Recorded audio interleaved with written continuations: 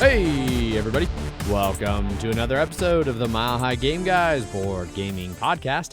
I'm your host, Adrian. I'm Zach. And I'm Jeff.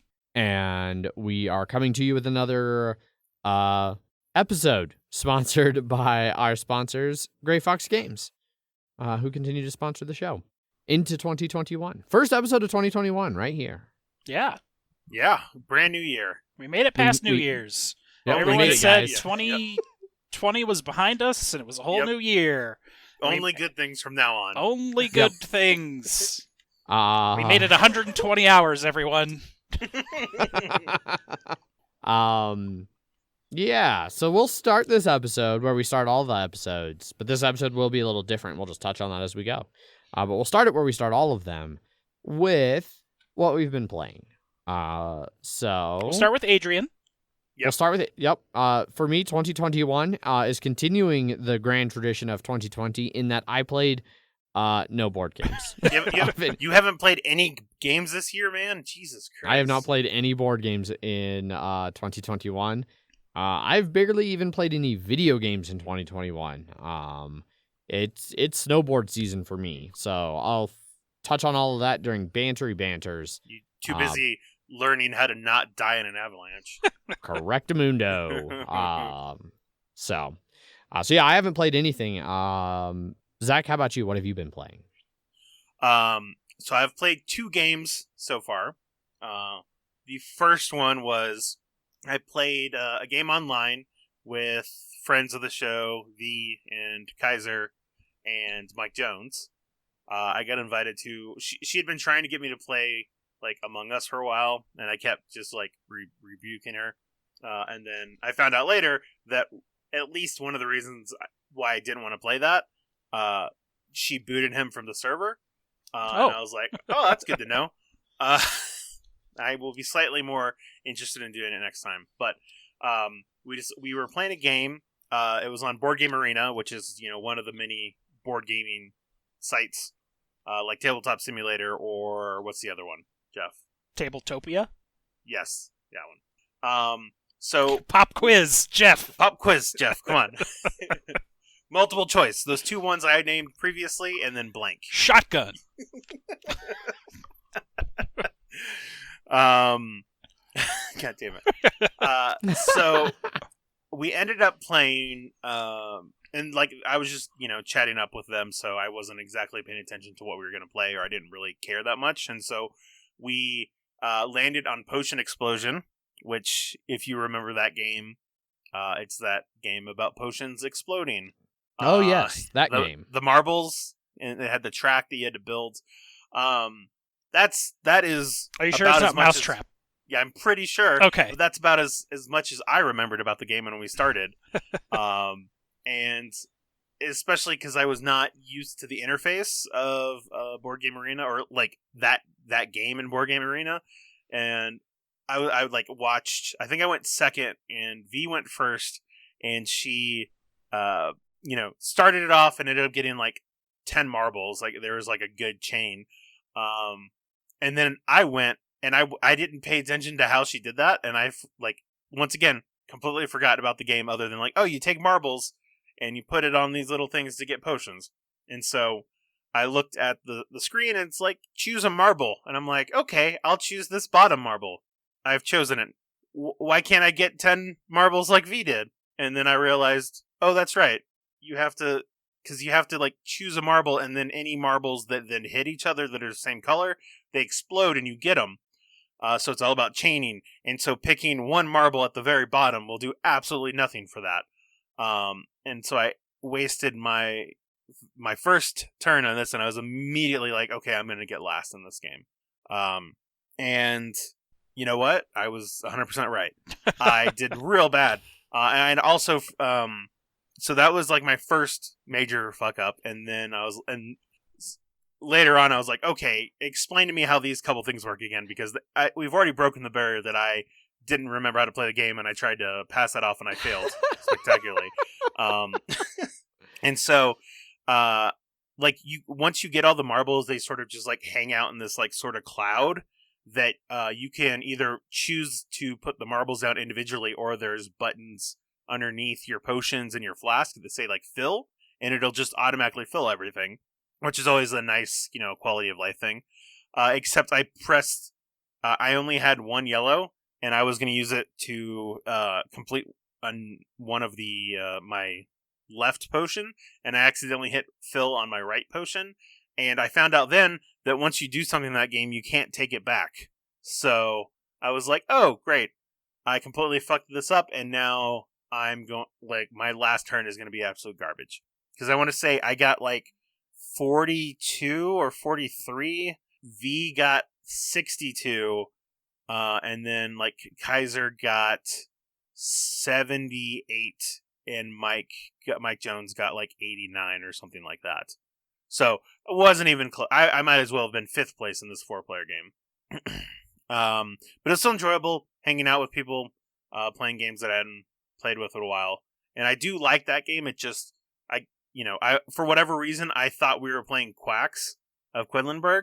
Because it was Potion, and I was like, oh, that game is brewing and potions and things like that. And then, once again, I wasn't looking at the screen, and I was like, oh, God, what are we doing here again?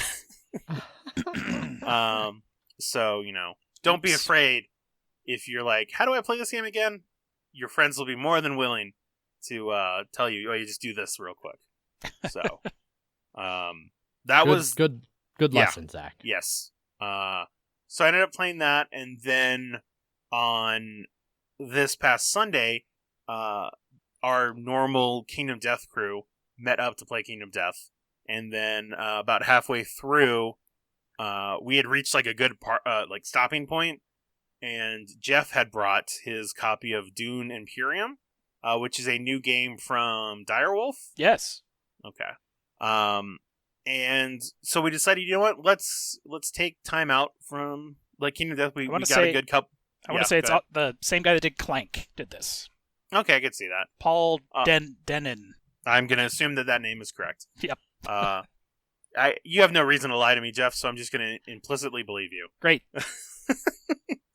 So we decided to play that, and this is, at its core, is a deck building worker placement game.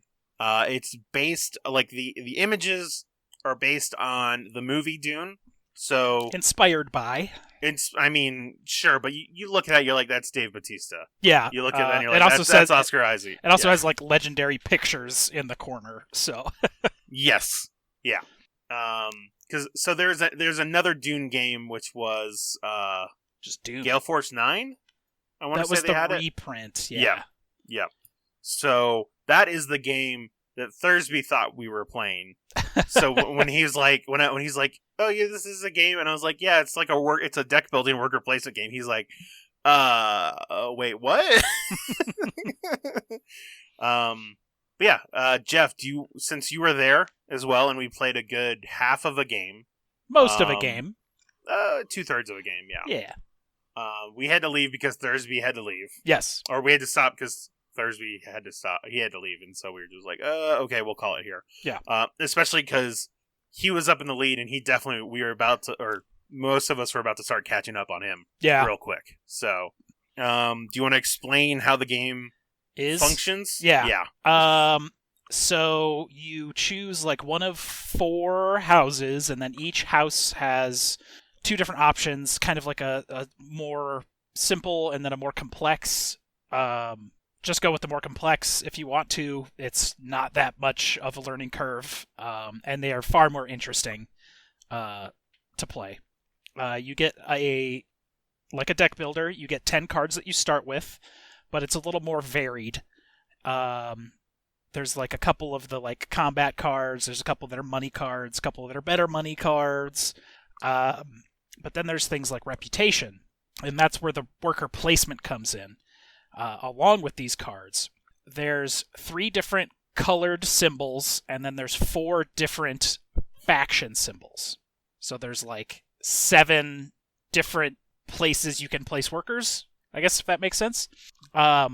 There's spots on the planet, and that's where you get your spice and things like that you want to sell. And some of those will need the triangle. which stands for that area of the planet. And then there's some spots that are blue, and I think those are more like, I don't know, the Freeman faction has a space like that, and then there's a couple other areas that get you like troops or draw cards or get money or get water, etc. Then there's like orbit, and that gets you like your extra worker for the game or like a permanent discount, a bunch of extra troops, selling your spice. And then there's the four faction spaces that aren't the same as your factions because you're like the different houses. But like the factions are like the Emperor, the Freemen, the Spacing Guild, and you can do it. I believe in you, Jeff. The Bene Gesserit? Yeah, like I think it's like Bene Gesserit or something Bene like Gesserit? that. Okay. Yeah. That's a lot better than the first thing I can't remember the first thing you said, like when we were first playing it, and I was like, that is like read all the wrong way. Gesserit? I don't know. Anyways. Like, was it like Ben Gesserit or something? Yeah, something like that. But the game goes until someone gets 10 points or you run out of your conflict cards. And that's I really enjoyed how they did the conflict as the turn timer, because you get a first, second, and third place for having the most combat power at the end after you play your cards. You have your various troops. And then when you put down one of your agents, you can bring troops along with them, along with the troops that they get from their action. And that all combines up to a certain amount of power that will tell you if you get first, second, or third. When you get first, second, or third, it gives you like victory points or control of a territory that will make you get bonus resources when someone goes there. Entry cards, spice tokens, various resources, money, etc. But how you actually play your agents, you have like a hand of 5 cards that you, like any deck builder, and there's a gray box and a blue box. When you play a card that has the matching symbol of where you want to go, you get the gray box, and the agent can go to where that symbol is on your agent card. And then you get then you pay whatever you need to pay. Like some spaces need to pay 2 water or pay like you can pay like spice or money. You can pay like 8 money and get your extra action. But if you hold that card back until later, you get the blue box action and not the gray box, and that's your reveal step, and that's where you actually buy cards from the trench.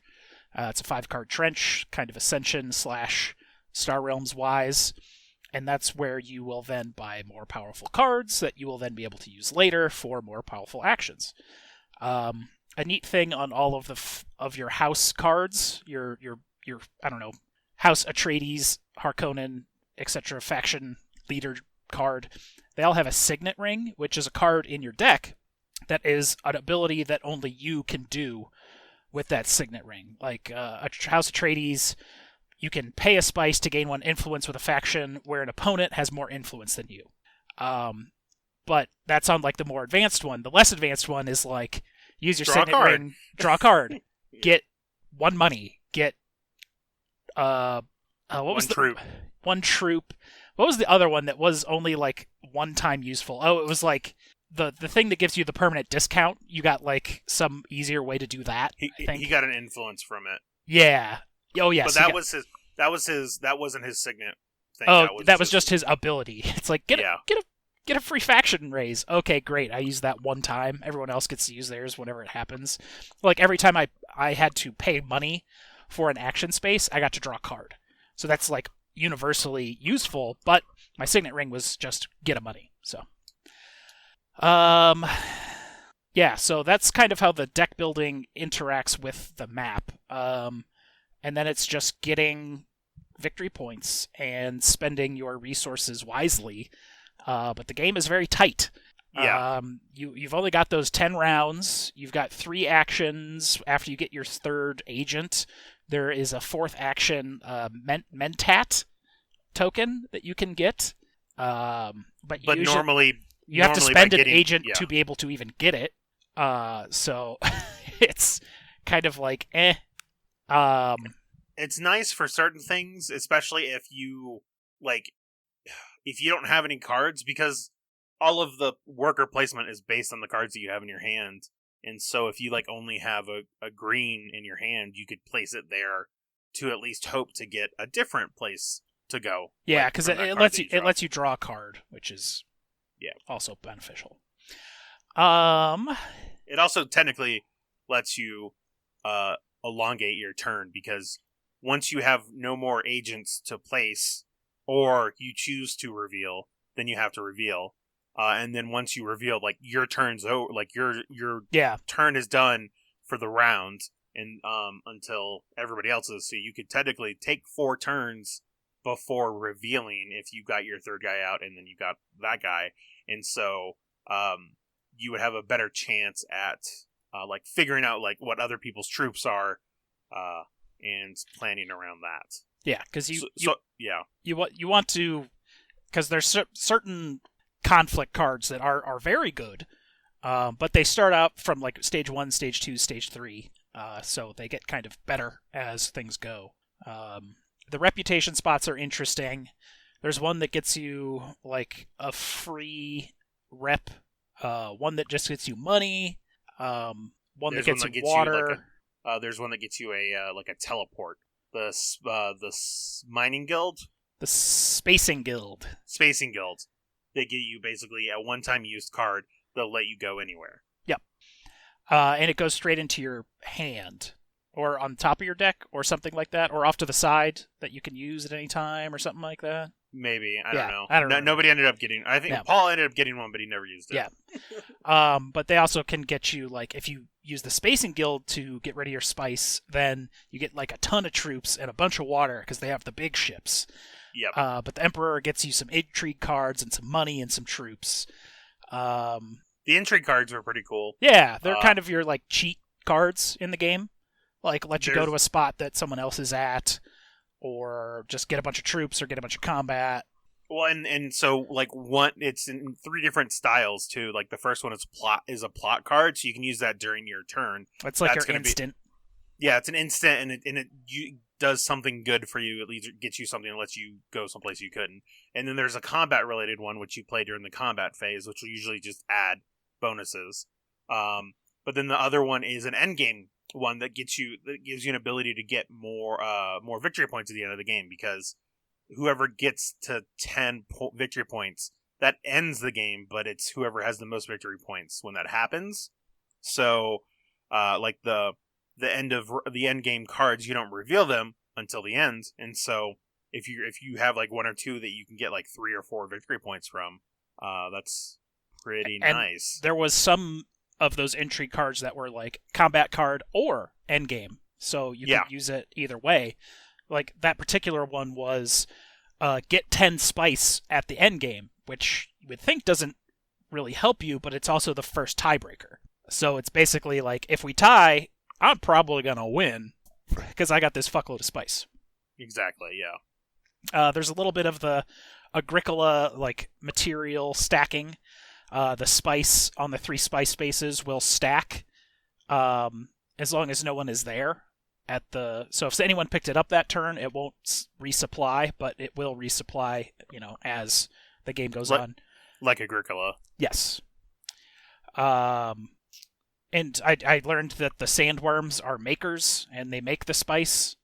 These are all fun facts to me, not knowing much about the Dune universe. Yeah, I definitely did not know that. It was funny. We were he was explaining the game, and he was giving a lot. I don't know that much about it. I've never seen the movie or read the book, but I know just from pop culture. Yeah, I know a lot of stuff, and so it was funny to have. There were a lot of things that he was because he started out the explanation of the entire game of he hasn't read a single thing about it. Yeah, and then he kept throwing lore down, and then it was how the fuck do you know these things, Jeff? And he's read it in the rulebook. I got that part in the rulebook. It's oh well, that's good on them to actually include that stuff. Yeah, the Mentat, the extra agent, because the Dune universe uses no computers. So people train to be human computers because of an AI war in the past. So okay, it's a whole space culture that lives off of analog spaceships, I guess.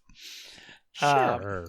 I'm curious to see if the movie will have. I feel like I don't know because they have like force fields in that, and it's like, how is that analog? I don't know. We'll find out. Yeah, right. Will we, Jeff? Will we find out? I don't know. There's also like your basic like anyone can buy these pools. Like it's like a 2 cost that gives you 2 money. There's a 9 cost that gets you a victory point. And then there's the special Spacers Guild card that gives you all the location faction ones, and I think it lets you trash a card. Trashing in this is interesting because you can pull out of your hand, out of your played cards, or your discard. So you have basically anywhere that you've done that turn except like from your deck that you haven't drawn yet. And I don't think all the cards that you could buy from were interesting and different. The expensive ones were very powerful.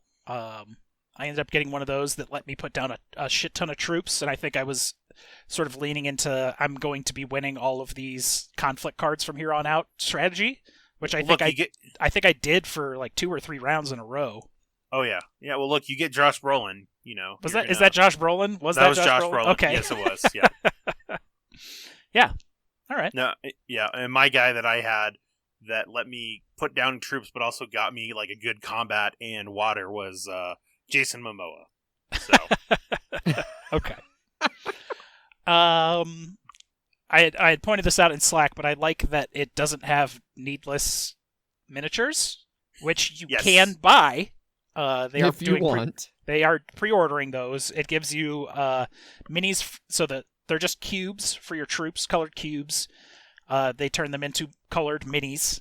And then the Alliance, the 4 like Alliance tokens, if you get up to like stage 4 on the reputation track, you get a victory point that's yours as long as no one is higher than you on that reputation track, then they get it.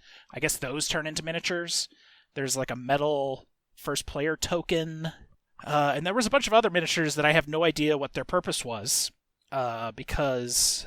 and there's miniatures for the agents, but it looked like there was like faction leader minis, like for your like faction card, but that doesn't... That'd be weird. Yeah, that would be weird, right? So yeah, Dune. I think I've covered all of Dune at this point. You I like the combat system. It's sort of like I have the most, and not I have the most more than specifically you, because fuck you. You're not like really attacking other people directly. It's area control in terms of like what's that game? Ethos? Was that the game where it was just about like whoever just had the most, and you're like, oh well, I have more now. Okay. Yeah. All right. It wasn't like I was destroying your things or anything like that. And it resets every round. Like everything that's in your garrison stays there, but anything that you've deployed will go back to your supply at the end. So it's not like someone's building up this huge army is going to run over other people or pick on the smaller people. Like everyone really, it seems like they have a chance, especially because a lot of those intrigue cards can get you a huge chunk of extra military power. Yeah, and the few amount of actions that you actually have in the game, like there's going to be an ebb and flow of like who's playing big military on this turn versus next turn, because you're like, I only have 2 things I can do, and if I'm doing that, I'm not. And it's whatever card like could be in your discard or your deck, and you didn't draw it, and that's your big like military agent card. So now you have to plan on a different agent action because you can't really go military this round because you don't have the card. You can try and draw for it, but usually the draw spaces aren't that great. But even if you do end up with some dead cards in your hand that wouldn't be good for an agent action, most of them will have buy power, so you still can use them.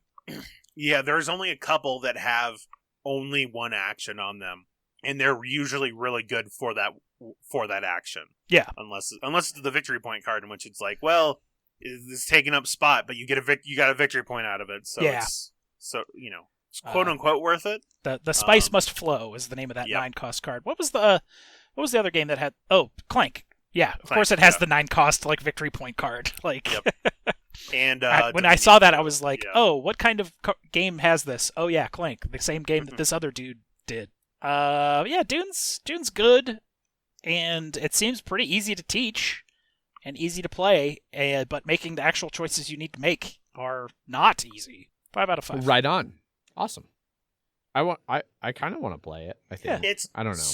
I enjoyed it. I could definitely tell that my strategy was wrong. Like halfway through the game, I was like, oh, I really needed to focus on these other things, like getting these alliance cards, because if you don't get more of them, it's really hard to get alliances.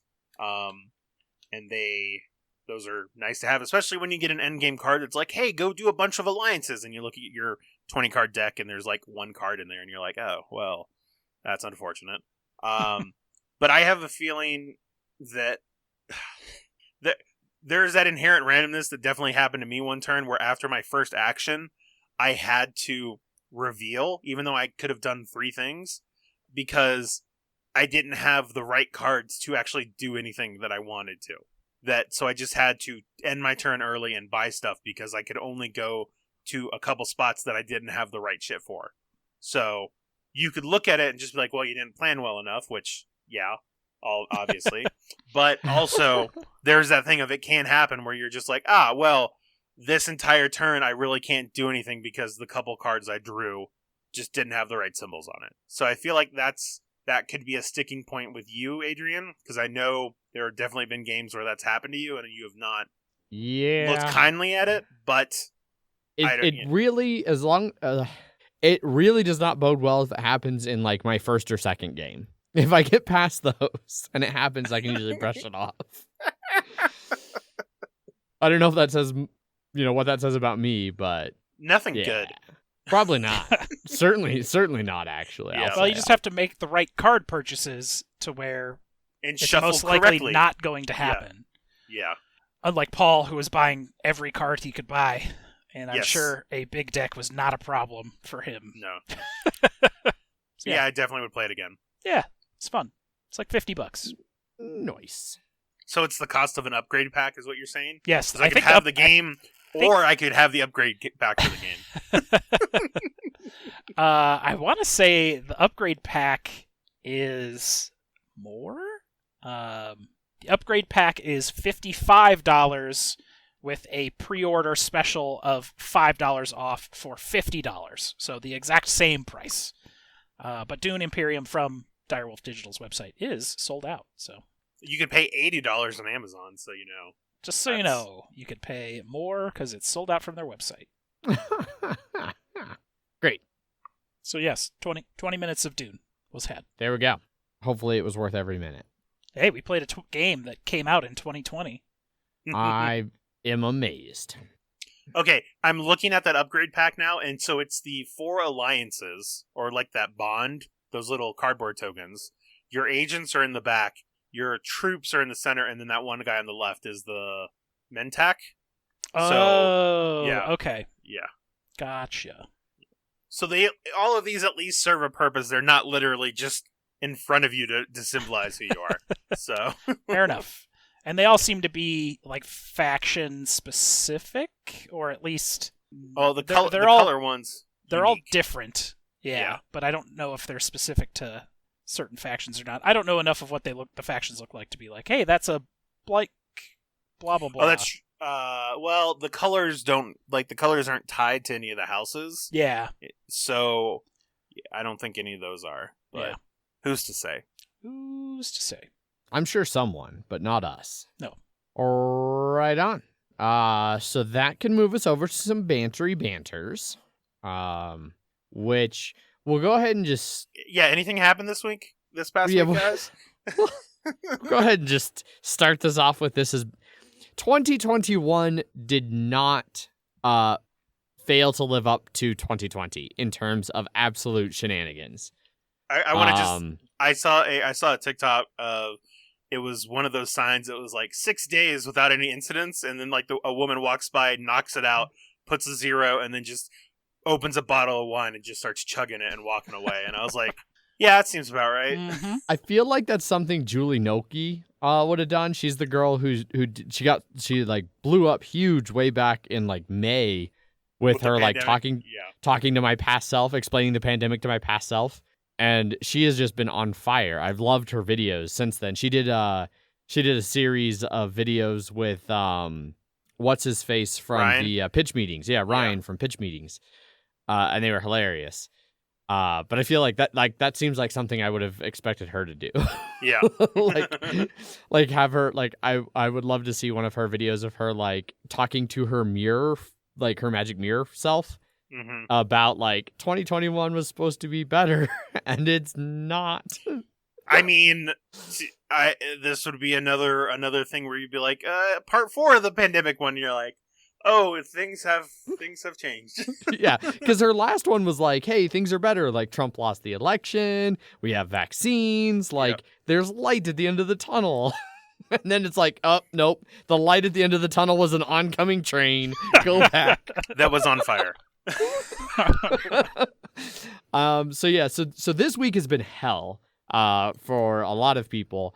We're not going to super address it. We're not going to super talk about it. 2020 was a year full of that shit where it was like, all right, well, how do we do this? So this one, it was a rough week. Everyone basically knows what happened. It's not like it was a secret. It's absolute bullshit. It's completely fucked up on every level. But it's not board games and it's not fun. And so we're just gonna mosey. We're just gonna mosey on right by it. We're gonna tiptoe past the dumpster fire. We'll get a little scorched by the heat. Yep. Singed hairs, all of us this week. But yeah, hopefully better times are around the corner. We'll see. I mean, it's gonna go one way or the other. So I wish I believed it was binary. I really wish that there was one way or another way, but I feel like there's a whole bunch of ways, and I think most of them are bad. Yep. And there's a handful of okay and like 2 good. And I don't know what's gonna happen. On the plus side of things, though, I do like there are good things happening. If one of those bad things is an avalanche, you're covered, right? If one of those bad things are an avalanche, no. I mean, because the whole point of the avalanche training that I took was how to recognize when you're in an avalanche area and then not do it. It's all about like. You can't. It's not about stopping avalanches. It is not. I do not have the ability. Does water bending affect snow? I'm not familiar with the lore involved in Avatar. Can waterbenders bend snow? Let's talk to M. Night Shyamalan about it. Yeah. Bend enough blood from other people, and then you can erect a barrier to protect yourself. How about that? Okay. So I guess So I do not know how to bend water or air. Avalanches are kind of a weird mixture of both. I think it's based on like some sort of interpretation of the stand your grounds law. I think that will help you. I didn't go to the right part of Colorado to learn that the way to stop an avalanche is to shoot it. If I had went to depends rifle, how big the bullet is, I guess. Yeah. No. So the one really good thing about that's happening, Megan got the second dose of her vaccine earlier this week. Nice. So Megan is fully vaccinated. Did it hit her hard? It did not. Okay, that's good. But I agree, because that was one of the things she was telling me, is that she had like the hospital had so many people call in sick a day or two after their second dose because they felt like shit.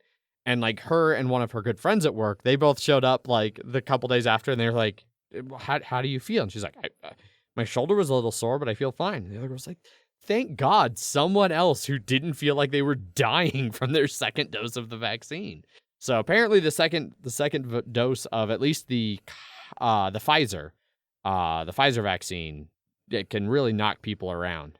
But so she's dosed up, which she was one of the main barriers. Her being a medical professional and needing to actually care for sick patients was one of the main things to be like, hey, no in-person podcasting. So we're now another step closer to maybe being able to get the gang back together in this shower room here. It not like, next week or anything, but we're another step closer to getting back together in the same studio. and that'll be nice. I think. I don't know. Or we just decide like, no, we're never going to record the podcast in person again now that we've gotten used to doing it remotely. But yeah. So as Zach kind of spoiled the lead there. And actually I mentioned it even when I explained why I didn't play games. It is finally fucking snowboard season for me, and I am overall very excited. Unfortunately, as part of my ongoing education that I will talk about, I learned that this year is hot goddamn garbage for snow here in Colorado. If there's a year to have it be that, I mean, that's either good or bad. I don't know. It fits. I mean, I would have liked this year to be good so I could have used it as an escape from all of the other awful, but it just seems fitting that the 2020 into 2021 winter season is an atrocious fucking snowboard season as well. And it's certainly not helped by the fact that everyone made a run on like outdoor sports. Like you can't hardly find snowshoes in the Denver area. You can't find like split boards and like shit like that. Like things to get out and enjoy the winter remotely have been snapped up ridiculously fast. So, all that said, Megan and I, we ended up earlier this year, we made the decision we weren't going to go for big resorts. So we got a pass to a new resort that's only been open. This is like their second year. Last year was like a test year, so it wasn't even a full year. But they're called Bluebird Backcountry. For those of you familiar with vague Colorado areas, they are about 30 minutes south of Steamboat Springs, which is like one of the big, super rich, fancy ski resorts up kind of on the northern end of the range. It's really remote. They don't have any facilities, really. They've got like a big temporary hut for like check-ins and gear rental and lift tickets. They've got a smaller temporary hut that's a kitchen where you can order things like breakfast burritos and like chili and like really simple meals that are hot and nice and toasty. And other than that, there's no lifts, there's nothing. It's entirely backcountry, so your pass like just lets you get access, and then you hike onto these. They've got two air quote peaks, and you hike up, and then you ride down, and then you hike back up, and then you ride back down, and then you hike up, and then you ride back down. But how many times do you actually do that? We have currently on our first trip, which was New Year's Eve and New Year's Day, our most in a single day was 3. We hiked up and rode down 3 times. And that was because we got a very late start and we were not feeling up to it. We anticipate that especially, and also we are out of shape, like desperately out of shape. As we do this more often, because we don't regularly hike up mountains in snowshoes. That seems like your problem. Yeah. I like food and beer and video games much more than I like exercise. That is why. My question is, how far up the third hike were you like, I don't know if we should have done this. Maybe called it at 2. Like, was there at any point during that where you it was halfway up. Halfway up the second hike is when I began to feel the regret. No, because the first day wasn't too bad. We didn't do we did like really minor stuff, especially because we took like an education course that they had, like an intro to backcountry, which was largely, to be honest, it was largely useless to us.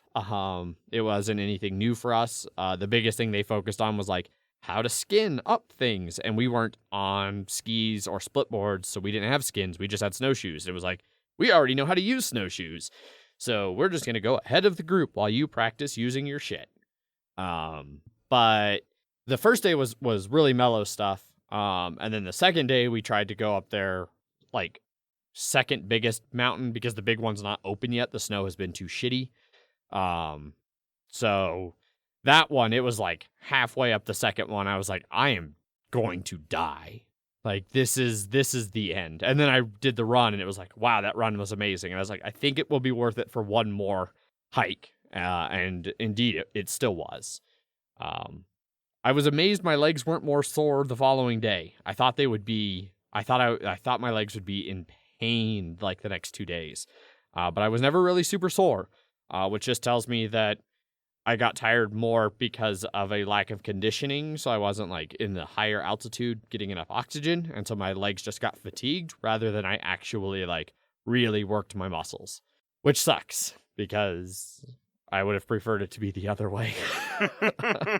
But no, we're going up again. So today is Monday that we're recording this. We're going up again bright and early on Thursday. We're going to ride Thursday and Friday and then come back. And that's basically our plan for almost every single week for the next like 2 months. We've booked parking. We both have the schedules open, and that's just our plan. So we're going to go hike a bunch in snowshoes, and then we're going to snowboard down. And yeah, we'll see how it goes. So we were there like New Year's Eve and New Year's Day, which was Thursday, Friday. And then on like Tuesday, they sent out an email where they were like, hey, on Saturday and Sunday, somebody who's here tested positive for COVID, so we're going to shut down for a week.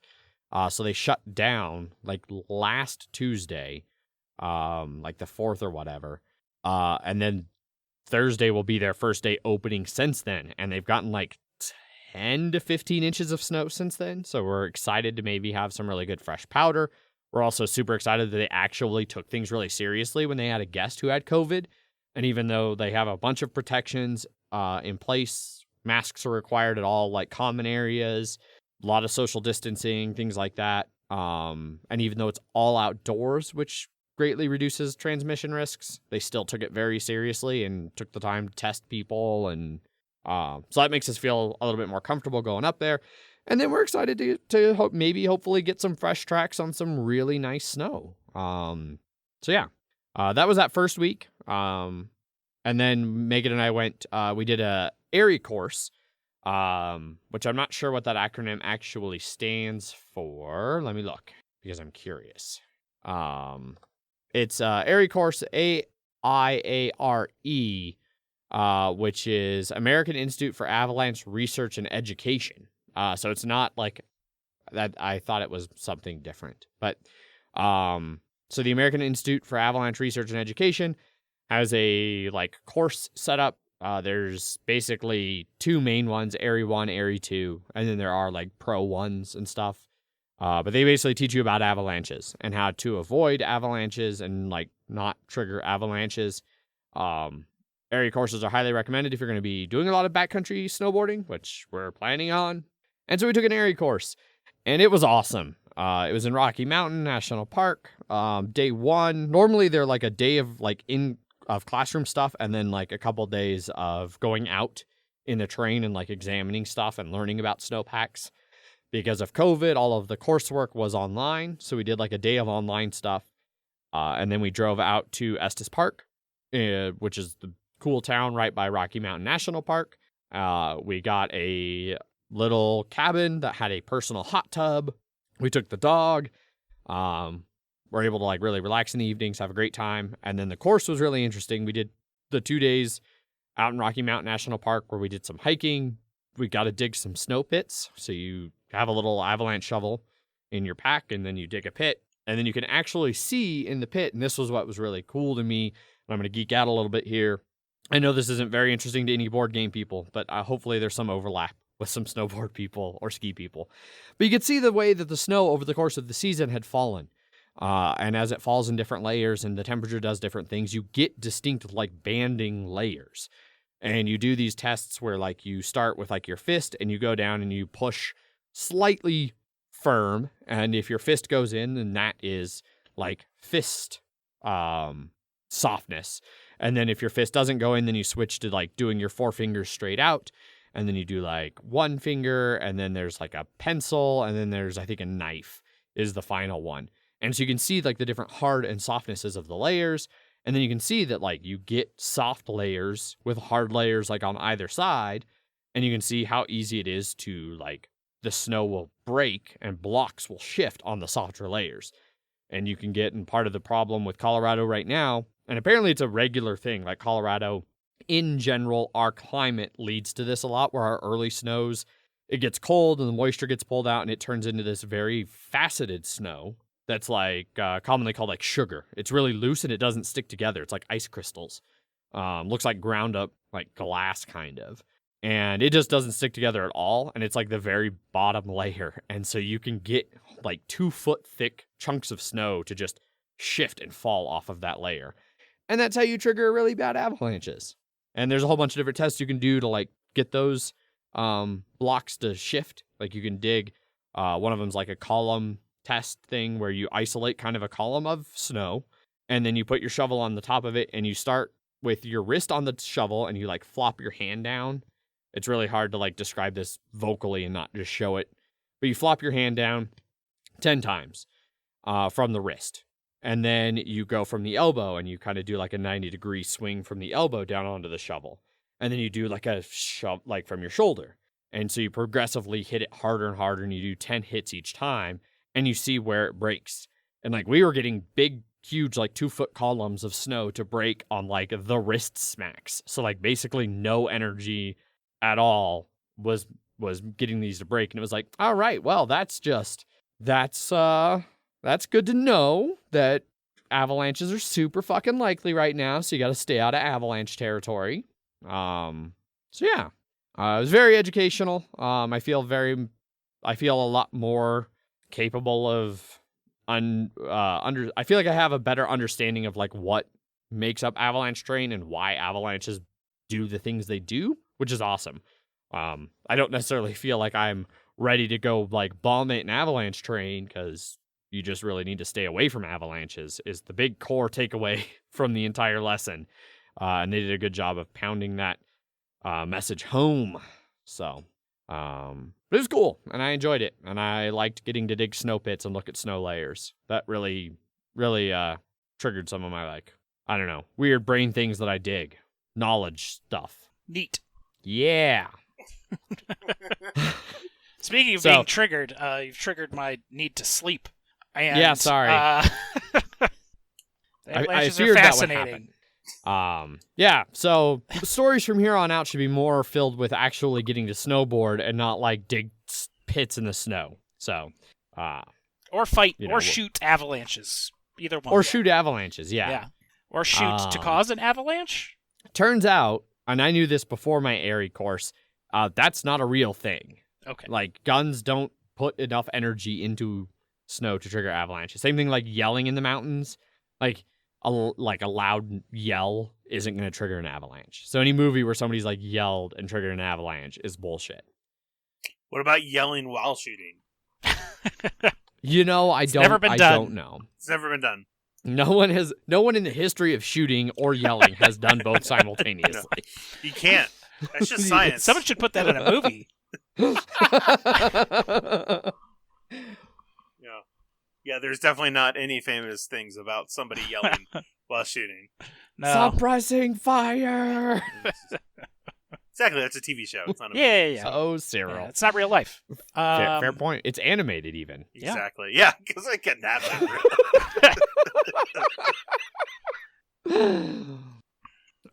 moving along. Yeah, moving right along. I don't have anything else. That was the most exciting shit that Megan and I did. Well, that was the most exciting thing then. That was the most exciting thing we did that I'm going to talk about on this podcast. We did take board games to the cabin we stayed at, but we didn't end up playing any because we were too tired after hiking up a hiking mountain around 3 in times. snowshoes. Yeah. Understandable. We did get to sleep in the new platform I mentioned a couple weeks ago that we were building for the Subi, and we stayed super warm. Jester, who was like 12 inches lower in the car than us, definitely woke us up at one point because she was shivering and cold. And so we had to put a puffy vest thing on her that we thought she wouldn't need during the night, but she definitely did need. But it was also like single digits. So otherwise, she held out well and the platform worked well, and we're excited to keep working on it. Where was she? Under the platform?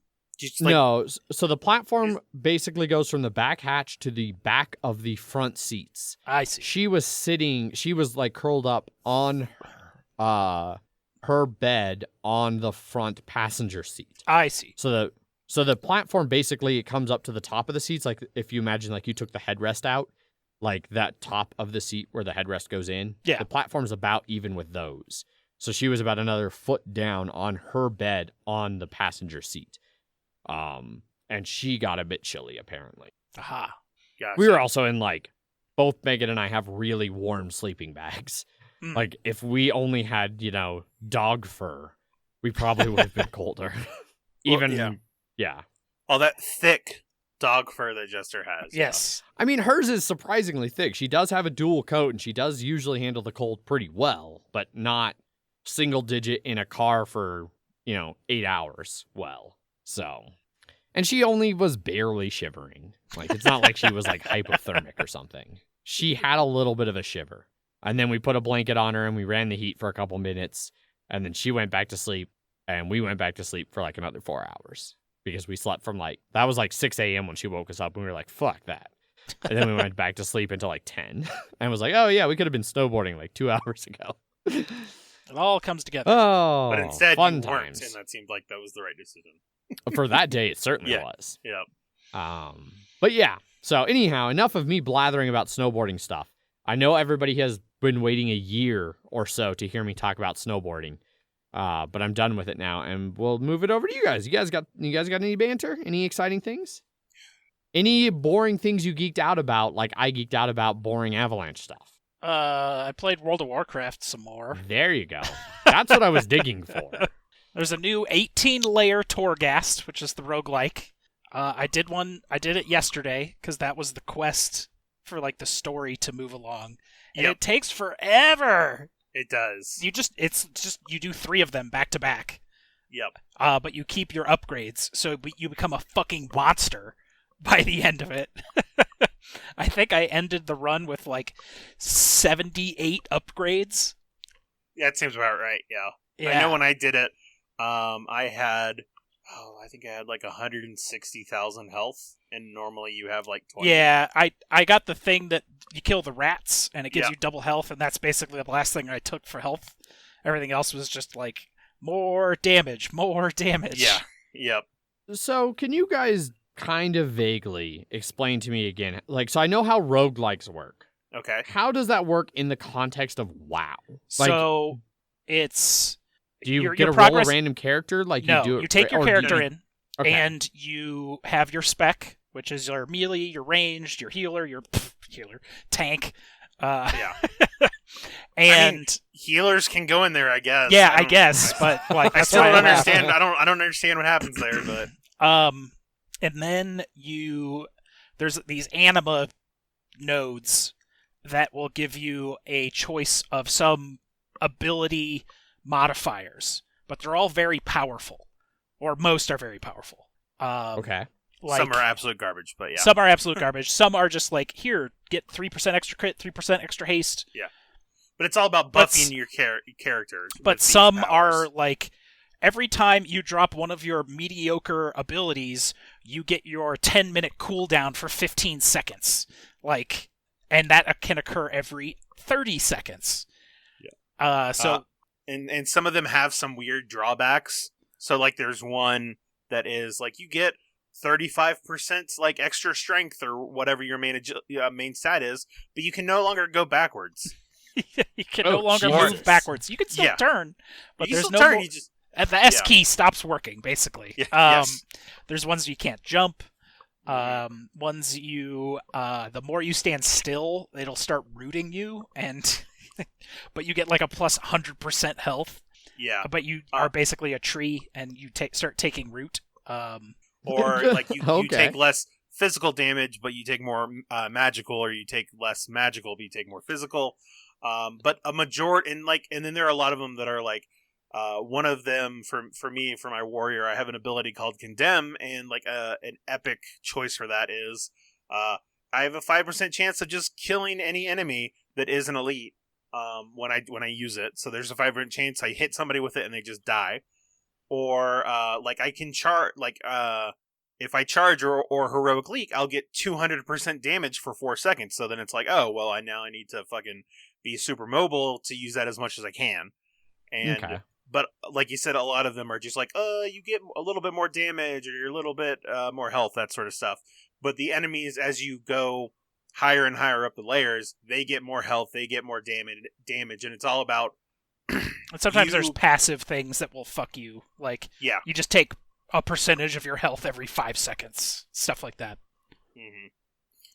And so there are some specs that are a lot easier to do this stuff with than others. So, like, I find that the Fury Warrior does a real good job with it, but that's because I have, like, decent maneuverability and a lot of, like, self-healing, so that, like, lose health every second doesn't really matter to me, because I have a lot of, like, as long as the enemies aren't just fucking me over, I can heal my way through it while via attacking. Where it's like, I've heard, I don't know if it's any better now, but like rogues like get absolutely shit on in there, because like they don't really have any cool abilities. Like they're usually like, oh, my cooldown's a little bit lower.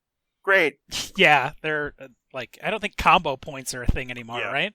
They are, but for some specs maybe, I don't know. I technically have a rogue, but I only use it to open lock boxes. So, where my shaman will have like the earth elemental, and I can get it's normally like a 5-minute cooldown, but I can get upgrades that will reduce its cooldown to as long as it lasts. So it gets it down to like a minute, but I can make it come back every minute, and then I can put a permanent earthquake on it when it's out. So it's just constantly stunning everything around it as it's fighting. And then every time I drop a totem, it drops 2 totems, and every totem I have gets you an extra 5% damage, and you take 5% less damage. And so now I have 6 totems around me, and I'm doing 30% more damage and taking 30% less damage. And when I drop that totem, it gave me Bloodlust that gives me 45% more haste, and I got that sucker up to 70% more haste with upgrades. And it gives me Ascendance, which is a talented ability on cooldown when Bloodlust is happening. I only have Bloodlust for 15 seconds, but it's free, and by 15 seconds, everything was fucking dead. Yep. I'd pull whole rooms, drop a totem, and it was done. Yeah. That all happened fast. Yeah. And when you're at the 18 layer one, you see a vast majority of your anima powers. And it gives you some, like I had multiples at the end of the 6s. Every 6 that just gave you, like, here's, like, 3 epic choices, like, some of the best ones you can have. Some of them a lot better than others. Yes. It's a shame when you get, like, an epic one, and it's like... when I cast a chain lightning, it makes my next chain heal instant, and then my next chain heal makes my next chain lightning instant. But I don't have enough mana to cast 10 of these, so I can cast like 3, and then I'm out of mana anyways. Like, my warrior one is when you the shittiest one I've seen is like when you do a shout, do another shout for free, and it's like, why? I don't. The only time I'm doing shouts in this is if one, I have to do intimidating shout because I need everything to get away from me, else it's gonna kill me, or I'm shouting because I want things to look at, or I have an ability that lets me do 30, 60, 90, and then like 120% damage when they have a shout active. So it's nice for that, but you have to get those things. My main problem with it right now is just the cool thing about like Slay the Spire was like, after you beat it with the Ironclad, it's like, here's a new character to do all this stuff with, to try out these new powers. I have to have another character that is able to do these things in order to try out different powers. So as much as I am enjoying doing all this stuff, having the same just the same things come up again and again and again, especially with there not being a ton of enemy variability, is starting to wear on me a little bit, I guess. So I'm not as gung-ho about it, but that's also because I built my level 4 legendary leg, so I'm not like, I don't need the Soul Ash anymore. So, Yeah, we shall see. Mm-hmm. Okay. I think that makes a little bit more sense to me now. Yep. Maybe. And then you can die like 5 times, and then you have to reset. Yep. That's where your rogue light comes in. And you can do it with other people too. You don't have to just do it by yourself. But you can do it 4, 5. Yeah, you can have a party of 5. Okay. So. Party of 5 Yep. coming back to Fox near you. You can have Scott Wolf. Scott Wolf is the new class from World of Warcraft. Would Scott Wolf be a hero class? I think that's about it for banter. Sure. I don't have anything else. I haven't I done don't a lot either. of video gaming. I've just been playing more of Immortals, Phoenix Rising, and it's still been good. So that's continuing. And then WoW, and WoW and Hunt Showdown. I do have one thing to bitch about video game related. Very briefly. So I had mentioned, I think like 2 weeks ago, that I'd been playing a lot of Watch Dogs, the newest one on my new Xbox, because I'd kind of been digging it. It had finally started to hit the repetitive thing where like anytime I get a new recruit, it's like a mission I'd already done before. Like things are starting to get a little repetitive in that regard.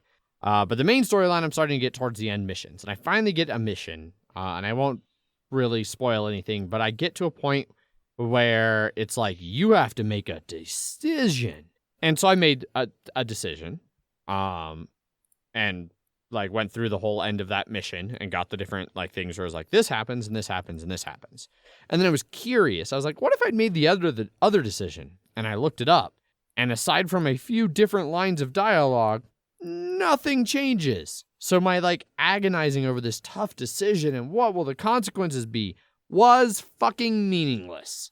Yeah, that sounds and about that kind of frustrated me. I thought maybe they would have one point towards the end of the game where you made a decision that actually fucking mattered. Nah. And then no. That's Ubisoft. So, I if did you have also a decision that actually matters. It's the only decision you can make. Yeah, clearly. I've also been really, really getting a strong desire to play Black Flag again. So It's a good one. might dive back into some if pirating. Did you ever play Rogue? No. It's Black Flag 2. It has all the same mechanics and engine from Black Flag, but it was when the PS4 and Xbox One were coming out, they actually released it back on the 360 and PS3 and didn't port it over till later. But you're playing as like a Templar, right? Yeah, but if you want more Black Flag, play that, because it's more pirate, but different and not the exact same game again. Yeah. Assassin's Creed Rogue. Yeah, and they also have Valhalla too. I don't know. It's also apparently I can get it for like $5, so that's pretty cool. Yeah. Rogue. Yeah. Yeah, it's old. It's an old. Cool. So Kingdom Death time. Yeah, no bloody minute, so we can go right to Kingdom Death. It won't be too long, at least, because yes, like most of the monsters we fought. Oh, fucking it was very fast. So we didn't have our 5-man group for our main campaign, so we played our People of the Bone campaign, which is with our super overpowered, like no armor, glass cannon people. Bone cannons, some would say. Yep. I think we started off by doing... Well, we had to do everything, because we kind of left off with the note of do everything. And we had to fight. We had to start off fighting the hands, which is normally a grueling match. Yes. Of him just fucking everything up. He has like lenses, and all of his hit location cards are different colors depending on which aura, based on like how your connections on your gear grid are, will open and close certain lids. It will make him do crazy shit on those cards, like, if his blue eye is open and you try and attack this card, just cancel the hit and cancel the rest of your attacks. You're fucked.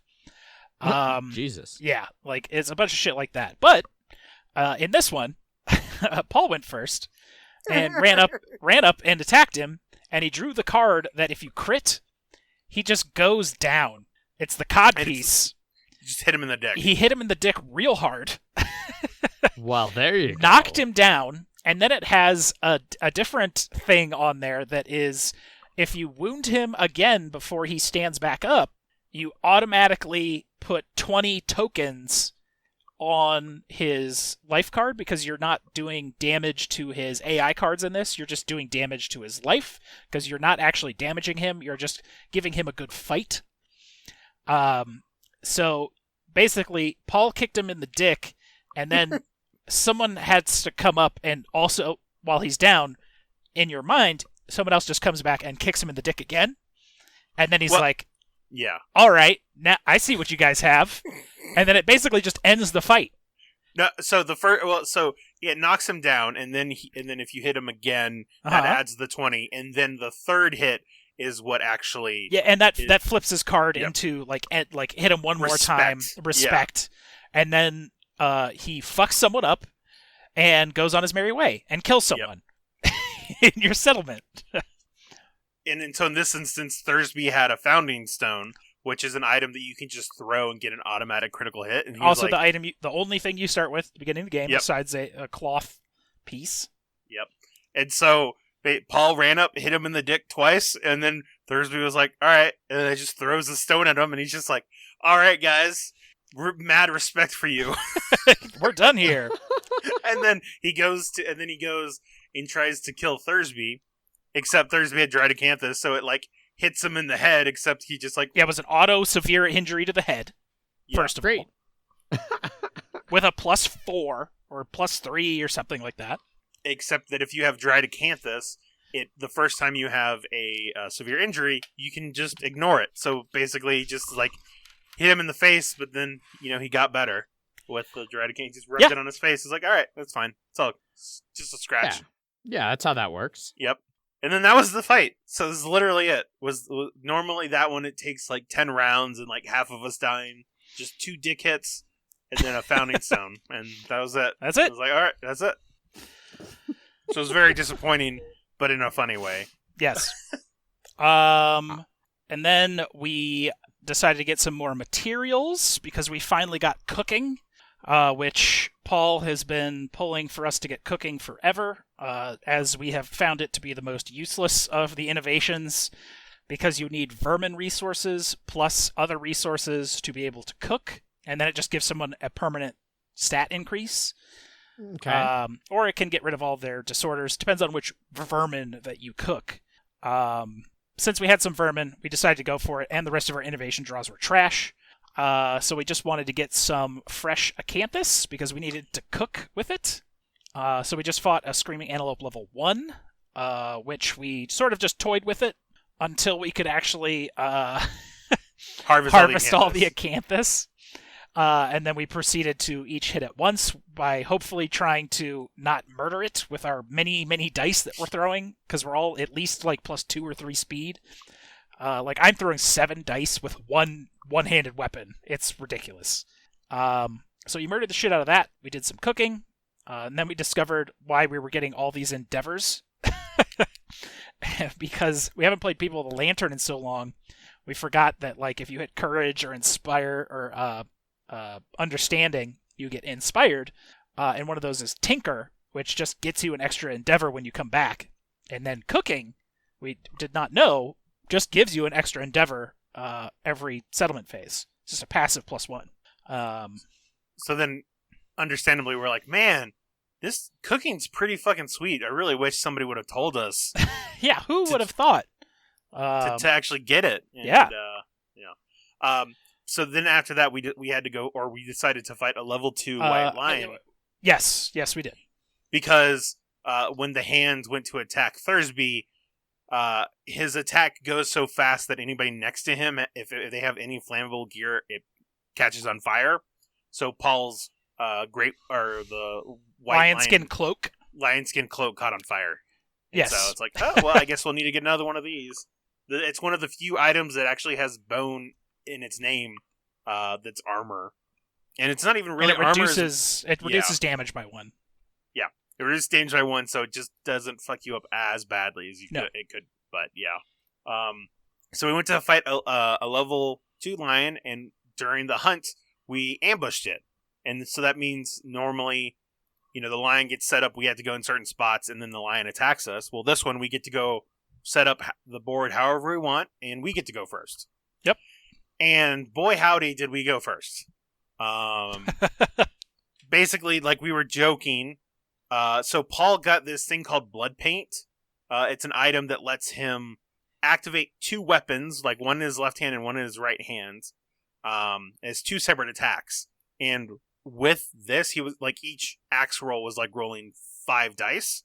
And so I remember joking. I was like, all right, here's what we're going to do, Paul. All 3 of us are going to attack it, and then you're going to attack it and kill it. All in the first round. Jokingly. and then that proceeded to happen. Yes. So there was 0 rounds. One half round. Of course, I'm setting up all of these AI decks, and then we're immediately just destroying what we're fighting. So that's what we did. Yep. And then we did a hunt reenactment. Well, we did a hunt reenactment, and then someone died from that, and it was the good person. And then we had another hunt reenactment, and someone didn't die. Then we tried some intimacy, and then one person died, and then both people died. Yep. We have lost no people at this point to death during this run of actual fighting. But we are losing people to literally everything else. I think we lost 5 people this session from hunt reenactment. The hand just killing someone as he leaves because he just doesn't mind his population. I mean, to be fair, I could understand him being pissed. He's like, I come here to test them. They just kicked me in the dick twice. Yeah. What is this, RoboCop? Jesus. And then in our final fight, before we got to Dune, we fought the Butcher, who we then immediately also murdered after Thursby got a little roughed up, but not very much. Only because of the trap. Literally only because of the trap. Yep. That's the problem with these characters is we're throwing so many dice, the chances of hitting the trap become greater, and if you see the trap, then your entire attack is fucked. So if you're about to do 4 hits, 4 wounds that were 50-50 on critting, and then you get a trap and it negates all of that, it's well, god damn it. So that's Jeff is using a guitar, but he's only using one hand. He's only using one of them. Yep. Because he's already throwing fucking 7 dice. I guess I'd throw 9 total with both. Yeah. And I'm already hitting on 2s and 3s. Yeah, exactly. Yeah. Anyway, and then we ended there, and we're like, let's play Dune Imperium, and we did, and we talked about that already. Normally, this is where we would do news and Kickstarters, but wasn't a whole lot of news and Kickstarter that we could find that we want to talk about. Obviously, there's been a lot of news lately, but not board game news. And since this is our first episode of 2021, we thought maybe we would do a little bit of a look back at 2020 from a board gaming-ish perspective. To the Lookback machine. Yeah. Does everyone remember that segment we used to have? Way back. Look back. I was machine. looking at that we should bring that back at some point. But we've been too busy talking about other games, Adrian. Good God. To be fair, though, I feel like a lot of that would be I remember that game. I haven't played it since. Yep. Yeah, I mean that's been the big problem with it is it was more contingent on hey, where have we been with replaying some of these games? So anyhow, so we're gonna look back at 2020 a little bit, talk about it from a gaming perspective. Any games we got to play from 2020 that were released in 2020. Games from 2020 that maybe we didn't get to play that we're looking forward to, things like that, as well as just kind of a general how has the shift in gaming with the pandemic and everything and how game nights getting canceled and trying to move things digitally and do things online, how that's affected some of our feelings on games and what that's helped us to understand about ourselves as board gamers. And so that's going to be the kind of we're gonna do a discussion. We haven't done a discussion in a long time on this show, but that's what we're gonna do here. It's gonna be kind of freeform. We didn't really super plan this. I know that is incredibly shocking to people who listen to this show that we didn't really plan something. But that's what we're gonna do. Yeah. If we had at least thought about it literally sooner than when we were sitting here getting ready to start. Well, I mean, you messaged the group chat weeks ago, and we're like, "Hey, do we want to do a look back?" And we were all like, "Yeah, sure." Yeah. Okay. Yeah. Well, that doesn't help what I was about to say. In that, if that hadn't happened, then we probably would have put something out there to be like, "Hey, let's have some people comment about that." So yeah. You really just sort of shot me right in the fucking foot there, Adrian. Thanks a lot. Yes. Oh, I'm so glad. That couldn't have worked out better if I had tried. All right. So I don't really know where to start, how to start, what to start with. I guess one thing we can start with that would be nice and simple and easy to dive into. Games that have released in 2020. That, like, if you go to BGG and you do the advanced search and you just make games that only came out in 2020, we've all actually played some. I was surprised when I looked through it that I've played some. They're super bullshit. they almost shouldn't count. But I've got two. I've played 2 games that on BGG have a release date of 2020. So I will start this off, and then I'll let you guys go because you've actually played legit games that really released in 2020. So the first one for me, Root Underworld, the expansion. It's bullshit because it's an expansion. It's not a new game. But I'm pretty sure I got my Kickstarter way back at the start of the year. I've played it in person. I really like Underworld. I've talked about it before. I really like the Underground Duchy. That really fits my general play style with Root. I continue to really like Root. I like the new maps that came with it, the like underground, and then the lake, mountain, something like that. I can't remember. But yeah, really happy with it. But it's an expansion, so it barely counts. And then my other one that absolutely doesn't count at all, except for the most technical, strictest of legal definition things. Apparently, according to BGG, 18 Chesapeake is a 2020 release, which is horseshit because I'm pretty sure I played that game in like 2018 for the first time. Like, I played it a long time ago. But it is one of my favorite 18xx's. It's one of the first ones I ever bought for myself.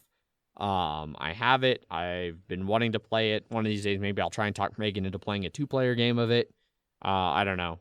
But yeah, I really like 18 Chesapeake.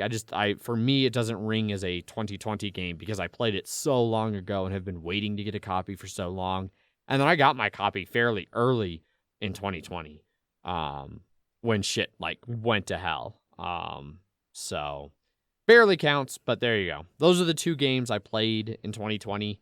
I also received 3 other games that are 2020 releases technically. I got my copy of Kanban EV, which I have not played. I haven't even really opened it. I got my copy of Clinic Deluxe that Zach and I, during one of our Pandemic Legacy sessions, did open and did sort. But that's about it. And then I got Rap Gods, which I opened and sorted, but have also not played. So I've received 5 games that are 2020 releases, and I've played 2 of them. And that basically could just sum up 2020 for me. It's like, I didn't play games. Certainly not games that came out in 2020. You know, all of my gaming happened early enough in the year, for the most part, that a lot of those new 2020 releases hadn't really made it out yet. So, Jeff, what about you? What are some of the games you have played from 2020 and your thoughts on them? I have a list. It's like 8. I'm going to go in reverse order of how much I enjoyed these games from 2020. First up, New York Zoo. Played 1 game of it on Tabletopia, and that was about it. It's got that nice rondel. There you go. Project L, fun little Tetris-y, puzzle placey action, take actions and get points before other people get points. Decent. Sure. The expansions make it look like it's more interesting, and I think those got crowdfunded earlier this year on that crowdfunding platform that the 1 game used. They got a lot of money. It was like the only other one on there. We just talked about it like on the last episode. The not Kickstarter crowdfunding thing. Wait, sorry. What? The not Kickstarter crowdfunding one that we talked about very recently. Yeah, Game Found? Game Found? Sure. The one that had the ISS Vanguard on it? Yeah. Yeah. Project L is apparently the only other thing that's on there. Pendulum. Stonemeyer game. The real-time stuff was cool. I would like to play it some more, and we should do that at some point so we can review it, because it is a review copy. But Pendulum. Blood Bowl 2nd season. It's a 2020 game. New rule set. There you go. I don't love it yet because there's, like I was explaining at KDM, there's a million little rules changes that are probably just typos. like being able to use as many rerolls in a turn as you want, but you still can't reroll a reroll. At least that's good. But yeah, new Blood Bowl. I would like to play more new Blood Bowl, but there's not really any way to do that online, so that won't happen for a little while. Fallout Shelter, played a shit ton of it because I demoed it for Fantasy Flight Games at PAX Unplugged late last year. Came out this year. Was much better than I thought. Fallout Shelter, pretty decent. 40K, 9th edition, came out this year. I bought a starter set. I built a starter set. I painted a starter set. And I played with it. And I fucking thrashed Thursby with it. Fuck his orcs. Suck it, Thursby. The new Dark Angel Codex will be out soon, and that's where the real deep dark dive into 40K will begin, because that was the last army I really put majority of time into, unless a new Imperial Guard Codex comes out. But knowing fucking Games Workshop, there will be nothing but Space Marines for all fucking eternity. I don't think there's been anything that's not Necrons. Necrons are the only other codex besides Space Marines or some variation of Chaos Space Marines that's been out so far. I think Dark Eldar are getting a codex after March, maybe. So let's say 7 to 8 Space Marine codexes to 2 non-Space Marine codexes. Fingers crossed some other shit happens. Inhuman Conditions, played that. The one-on-one sort of Blade Runner-y interview type game. Was a lot of fun. Would like to play it more. That one was 2020, even though I crowdfunded, I think, in late 2018. Inhuman Conditions. Dune Imperium. Just had that, most of a game. And that's a good 2020 game. There you go. Yeah. Did you say Forgotten Waters? And then my last one. Oh, okay. Sorry, the way that you said it, it felt like that was like a period at the end of a paragraph. That was it's like it made it to the top 2. Okay. And then Forgotten Waters, we played that a bunch. It is great. It is funny. It is a Crossroads game that doesn't suck. The app implementation is awesome. The components are great. The writing is great. The pirate characters that you play as are great. Everything's great. Forgotten Waters is great. Great. Wow. Yeah. 2020 games that I own, but have not played. Jaws of the Lion, Undaunted North Africa, Small World of Warcraft, and I really want to play Catan Starfarers, even though it technically came out the second week of December 2019. But I just picked it up, so fuck off. And then Lost Ruins of Arnak, which I also want to play, which is And I've heard similar things, like it's similar to Dune Imperium in some way. Yeah, it's like like I thought it was like bag building. Maybe I'm going insane. Pool building, whatever. Deck building, worker placement. So, like that Dune game we just played. Yep. Weird. Yeah. And that's my 2020 of board games. Right on, Zach. Right on, Jeff. What about you, Zach? I just smashed that together into one very short. Yes, you did. So I have 4 games that I've played that are 2020 games. I'll also go in increasing enjoyment. One was Project L, like Jeff was saying. It's a game. We've played most of these together, so yes, it's probably exactly. about the same. The only one that isn't on yours is Calico, which is just this like you're building a quilt and then like cats come and chill on your quilt. It's just cute little game. It was enjoyable. I think it's pretty well received. Yes, as well. It's 466 on Board Game Geek. It's better than Forgotten Waters. Yeah. Next one it would be Dune Imperium.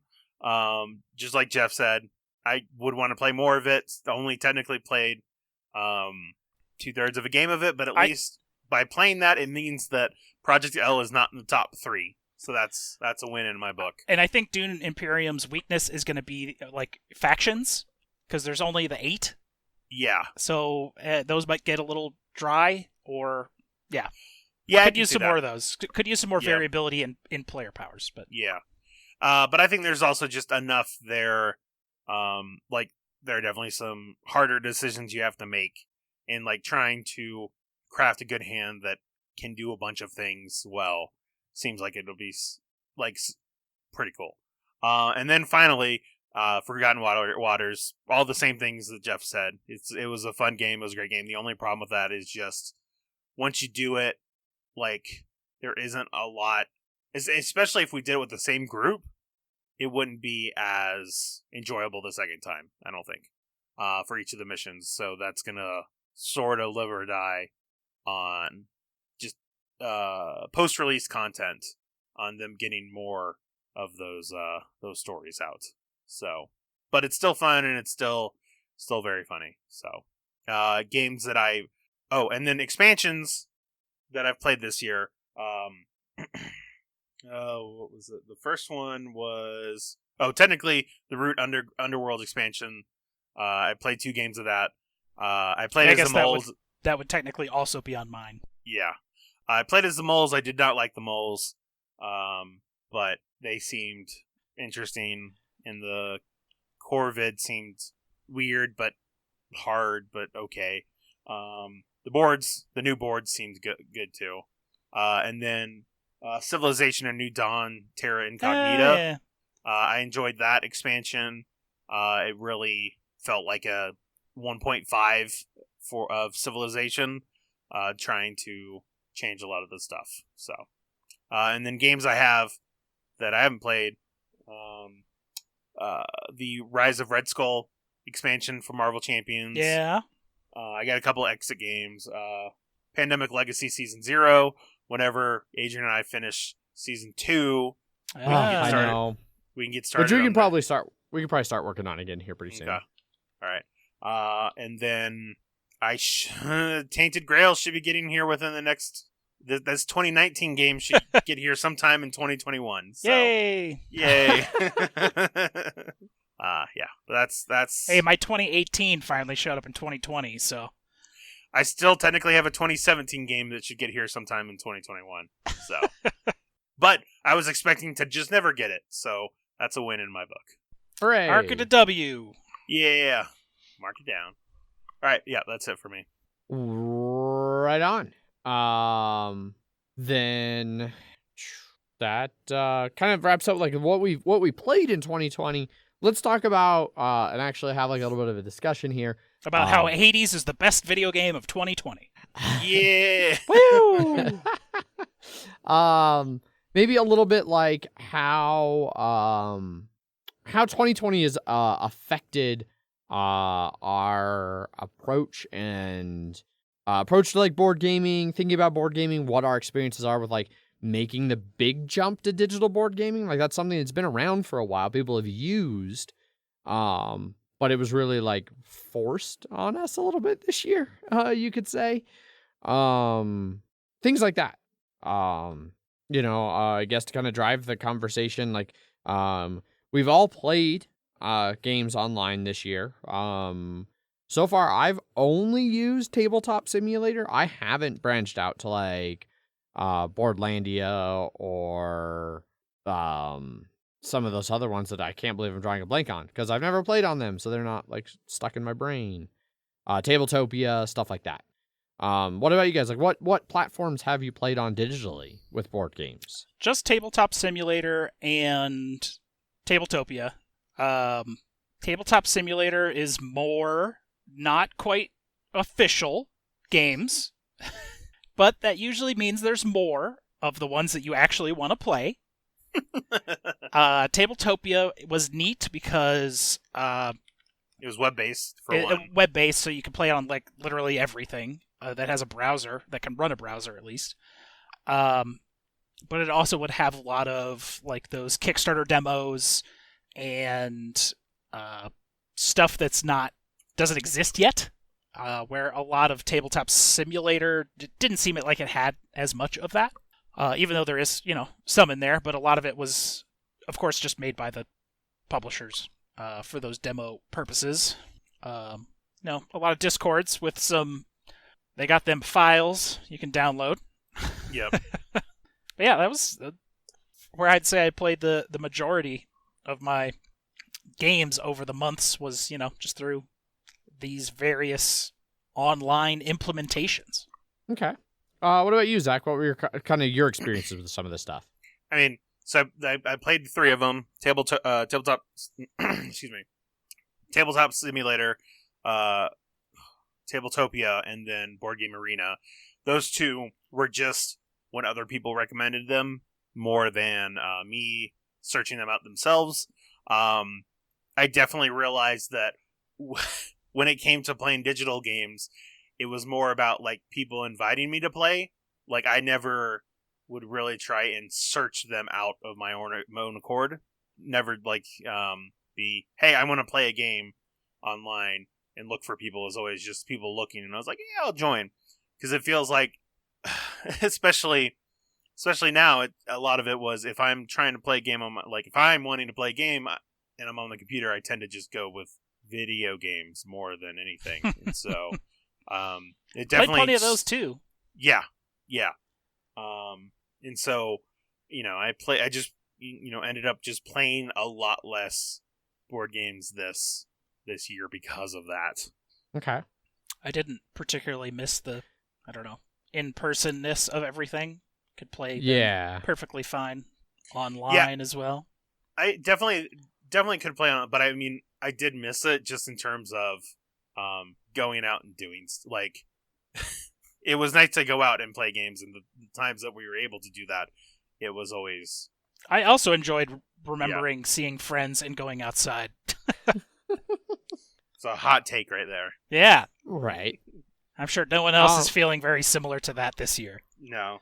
I think for me, like, the little bit of online board games I played, like, with very few exceptions, most of the time it felt lackluster. Even games I really like, I didn't enjoy as much online. I think for me, board gaming is primarily a social thing. I've only really played on Tabletop Simulator, and it is so heavily dependent on the mod, on how good of an experience it is. Some games are barely functional, whereas others work really well. But regardless of whether I was playing one that had a lot of scripting and a lot of extra shit that made it really functional, Feast for Odin. It wasn't always the same. Feast for Odin, the Make Mars Green Again mod for terraforming Mars. Even just a couple of weeks ago, the Dracarian that I played with Boyd and Jeremy. Those were all really good mods, and from a gaming perspective, I enjoy it, but it's not the same. And some of it is also I just have a harder time focusing. That's already a problem for me. Even playing a game in person, at game night or whatever, there's game night shit going on, or playing at home, it's hard for me. I'm definitely very addicted to my phone. It's hard for me to be oh, it's not my turn, I'm not really doing anything, I'm gonna go to my phone or talk to somebody or get distracted. And that's cranked to 11 playing online. It is so hard for me to sit and focus on one screen on a page, one page on a screen or whatever on my computer when it's not my turn. And it's I could just tab over and then all of a sudden I'm on Reddit or Facebook or Slack or, all these other things. So it's harder for me to stay focused. And I think that hurts the experience a little bit for me. A lot of my issues with gaming online definitely are more of a they're personal things, they're me things. That's a me problem, not a gaming online problem. But it has helped me really realize that it's the social interaction that really makes gaming click hard for me more than the games themselves. Which is kind of a 180 from where I was heading, I feel like, before COVID, where I was starting to feel I was starting to almost get elitist. I don't think I ever got fully elitist, but I was definitely starting to be I got to find the right games that are the right kind of fun, because a lot of games aren't fun anymore. And COVID's helped me realize that for me, it's much more about the people. And I feel maybe when I get back to playing in person and we can start game nights again, that maybe I'll be better about playing fuck it. Yeah, let's throw down on some, stupid random game that's just silly and fun and lighthearted and I don't have to take seriously. I don't know. We'll see. We'll see if that matches up well with my just deeply competitive streak. That might still win when I get back to playing games a lot. We'll see. But I I definitely miss playing in person and like physically being present with other people when I play. That's what I think. That's some good thoughts. And like I said, I haven't tried any of the other things. I don't know. Maybe Tabletopia's No, I don't think that's fucking gonna, magic. it's not going to change your Yeah. change your opinion on that. Board Game Arena on the other no. Well, this also helped me realize that like a good amount of video game or board game apps, like there's a good portion of them that just aren't really that good. No. Comparatively. Like the Terraforming Mars one versus Terraforming Mars on Tabletoptopia and shit like that, or Tabletop Simulator. There we go. Just the night and day difference. So, like it has the fancy or the official one has fancy stuff on it, but it was a lot slower and just basic and didn't have any of the expansions. Like they just announced or released Prelude the very is finally out. Yeah. For Yeah. $8 or something. Which it's interesting, and like this could turn into a whole, if we let it, we're not going to, but it could turn into this whole like bigger discussion about like how digital development go. Like, some of the best games and things out there are things that are passion projects of super nerds who aren't doing it for the money versus like, Asmodee hiring a team of developers to make a game that they may or may not actually give a shit about, the actual developers. Because, the Terraform Mars, I think, is a great example. That Make Mars Green Again one, it has incorporated literally everything that exists for Terraforming Mars officially, and a lot of unofficial stuff, fan mods and stuff from BGG. And it's done it incredibly well and incredibly functional. Just it doesn't have the fancy graphics of the app that you can get on Steam, but it's free. You can get the Tabletop Simulator, you buy Tabletop Simulator, you can get the mod for free, and then have everything versus paying however much. I don't even know what Terraforming Mars is going for on Steam these days, the official one. 20? Something certainly like that. Terraforming Mars, $19.99. 1999. And like Zach said, it doesn't have hardly anything yet as far as base stuff. Like the Root app, I'm really impressed with the app overall. But the first expansion they added was just the Automa factions. It's like, you already have an AI. I don't need the Automa. Like, I want you to add the other factions so that I have more options of who or what to play as. Instead I could just go play it on Tabletop Simulator if I really wanted to play it. Which has The an official release, like, from Leader on Tabletop Simulator. Yeah. The app's nice for playing, like, solo on my phone when I'm away from my computer. Like, that's the only thing. And it probably don't want to do that in Tabletop Simulator. No, I don't want to try and play Tabletop Simulator on my phone. That probably would not work out well. But it's interesting that I agree, Zach. I feel like it has really driven home that the apps aren't actually that good in the grand scheme. At least not for playing on a computer with other people, like, really, really locked in. And especially for some of these bigger games that have a lot of expansions. Some older games that all the expansions have been out for years, you might be able to find things that have more of the stuff included. Do you think that once we can get back to playing in person, do you think you'll continue to play very much online? Only if it's a game we either don't own or is, like, out of print, hard to find. Or unless it has some, like, amazing implementation that reduces playtime, where it's more convenient to play it digitally than it is physically. But there's not many examples of where the Tabletop Simulator version is faster than the tabletop version. Yeah, it's interesting. Even ones with really good scripting, it doesn't actually speed up play that much. No. It's certainly easier to clean up and set up. Yeah. Yeah. You lose a little bit of time that way. But the actual playing of it is a little less efficient.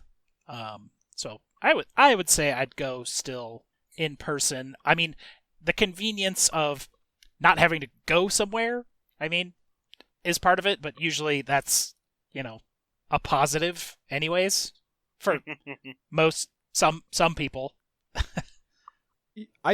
I think that's where digital will still hold a little bit of promise for me. You know, like the last game that I played, period, and also the last game I played online, Tricarion. That game that we played would not have been possible short of digital. You know, all three of us, I guess, because Jeremy and his friend, I think, live in basically the same area. But Boyd, you know, and me don't live anywhere near Jeremy and don't live anywhere near each other. So like we wouldn't have been able to have that group if we didn't play online. And I think that that's, you know, if you have friends who are far away, like I wish I had known more about like tabletop simulator and online gaming when Megan lived in Saudi.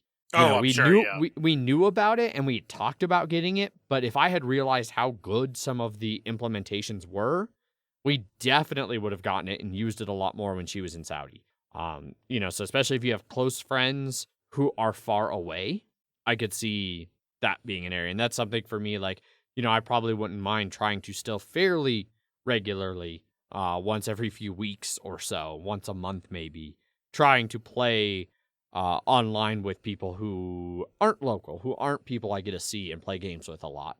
You know, just to try and keep in touch with other, like, you know, fans of the show from Slack, or even other people in the industry side of things, you know, like, you know, Jake and Danielle. Like, it'd be cool to do a game night with them, you know, from Draft Mechanic, or like other people from Punchboard Media, or just other people that we've met doing this whole podcast thing and doing conventions and all of that. And just keeping in touch in between conventions, and especially like right now, like, because who knows, you know, what the convention scene will be like in 2021. I even got to do a online convention, or at least some press stuff with an online convention. So, yeah, for me, it hasn't been, online board gaming hasn't been like an escape for me, at least. I think for some people it may have been, but for me, there's been other things. Like, I've retreated much more into online, like, or not even online, like the actual video gaming. And that's kind of, I think even pre-pandemic, I said before, like, if I'm going to play something on a computer, a lot of times I'd rather just play a legit full-on video game. You know, board games and video games they have some overlap in the enjoyment I get out of them, but they have a lot of differences in what I get out of them. And a lot of times, if I'm just going to be sitting at home at my desk on my computer, I think I would get typically more enjoyment out of just playing a video game, personally. I just need some video games to come out for those new consoles I bought. Oh my god, I know. Fucking, I got all sucked into the hype on getting an Xbox, and it's like there's no fucking games for it. Yeah, that's why I'm still playing fucking whatever, Watch Dogs. That is technically a new game, but technically, yes. It's an optimized, I think, for Series X. There is a PS5 version of that game and a PS4 version of that game. So there is two separate I have neither versions of those systems, so. Well, it's because Microsoft did a way better with their smart delivery. Yeah, it's just like, do you have an Xbox Series X or S? Well, you're going to get the better version for that. And that's just the one you play on that system. And you can't download the Xbox 360 version onto your system and then start playing that and be like, man, these graphics don't look much better. Because there aren't. Did I lose you guys? No. Oh, it just sounded like trailed off weirdly there, Jeff. Yeah, it definitely sounded like you were just like cut off mid-sentence. Oh. And we're just nothing. I don't know. Cool. Zach, I don't know. Do you have anything else you want to add to any of this conversation? Any other thoughts or feelings that we haven't touched on that you wanna get at? Not really. Nothing I can think of. Okay. Yeah. So yeah, 2020 has been an interesting year for board games. For me, like, the whole not playing has definitely affected my level of interest in like the broader hobby. Like, you know, we've kept doing like news and Kickstarter, and I've definitely backed a fair amount of Kickstarters this year. But like, I used to care more like you know, what was going on like Twitter or the, you know, Board Game Geek or the Board Game Reddit or on Board Game Geek about like what games were popular and what games people were thinking were good. And I think some of it too was like, you know, even at our game nights, you'd have different people who'd show up with a game. It's like, hey, you got to try this game. This game's awesome. You got to check it out. And so I had a lot more, I feel like, idea of what was going on in the industry, like how games, like what changes were actually happening overall in like styles and things and how games were playing. And I've completely lost touch with that. Like I see conversations where people are like, oh, you got to try this game. This game's so great. It does these cool things. And it's just like, yeah, I maybe, who knows? And so I'm looking forward to like getting back to playing in person so I can maybe like have that touchstone for what the industry's like and what games are like right now and what games are interesting and people are talking about more that I lack right now. Yeah, I get that. And I know in the beginning I was like, oh, like the first 3 months I focused a lot more on like, well, I can't play games, let's get let's kickstart a lot of these games that look cool, and they'll be fun whenever we get them. But now it's just like that point of just, I'm like, like I got Pandemic Legacy Zero, I think just because it was cheap in that one thing, but I'm like, I don't think any of the Kickstarters recently have been like, oh, let me back it. It's just like, I'll just wait until I get enthused again. Right. I don't have anything else. Do either of you have anything else you want to touch on or anything before we move on out of this segment? I played Hades, and Hades is real good. It's my favorite video game of the year. Mm-hmm. Star Wars Squadrons was cool in VR. I still want a VR. Hard Space Shipbreaker was great. Chill. Waiting for some more updates to add some more ships, so I can cut those apart into smaller and smaller parts.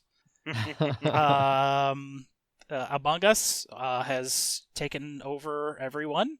Yeah, it still does. It's died hard in our group, though. Yeah, but it's still taking over the world. Yeah. Yeah, I look forward to playing some PS5 games someday. Right? There you go. Miles Morales is pretty cool. So, yeah. At some point, probably next month, I will try to look into getting a PS5 again. Mm-hmm. And then that's one of the games that I'll be getting first. And when it first came out, I was like, ooh, I'm going to get the one that has like the remastered Spider-Man 2, the remastered Spider-Man, and then play that again. And I just knowing me now, I'm like, okay, well, I'm glad I didn't get that because when I tried to replay Last of Us, the first one, earlier this year, yeah, to get ready for The Last of Us Part 2, and then I'm like, oh, but I've already played, like, I lost Steam, like, the heavy narrative games make it hard to replay, and yeah, for me personally, so mm-hmm. Yeah, and so I know whenever I get that, I'll just get the regular one, and I'll save me like $20 or $30, however much it is for that. 20. 20? Okay. Yeah, I think it's 70 for the Morales and Spider-Man remastered, and maybe 50 for just Morales by itself. PS5. Yeah, 50 and 70. Yep. I just know I need to have a PS5 by whenever Ratchet and Clank comes out. Like, that's my... Yeah. That one looks real good. Yep. Well, and Adrian, like I said, you can try out my Quest 2 to see if you would like one at some point. So, just let me know. Yeah. Yeah, probably the next time we get together, I'll have you bring it over so I can give it a quick little check out. Because it'll be a pain, because like if I go Oculus, it'll be a pain in the ass. Or not Oculus, whatever the Steam one is. Index. It'll be a pain in the ass, because the only computer that I have that's capable of running it is the one here in the studio. And the only space I really have for it is down in the basement. So I'll have to run a bunch of fucking extra cable and shit. And that's not ideal. So. No, you definitely don't really want any extenders on the VR. Yeah. Yeah, I was reading up on that. Like, there's ways to do it, but it's fucking expensive. Yeah.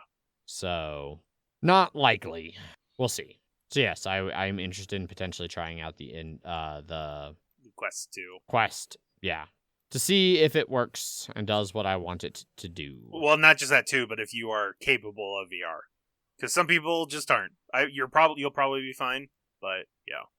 It's always good to know that if you aren't just like instantly motion sick. True. Well, I guess I spent $1,000. Yep.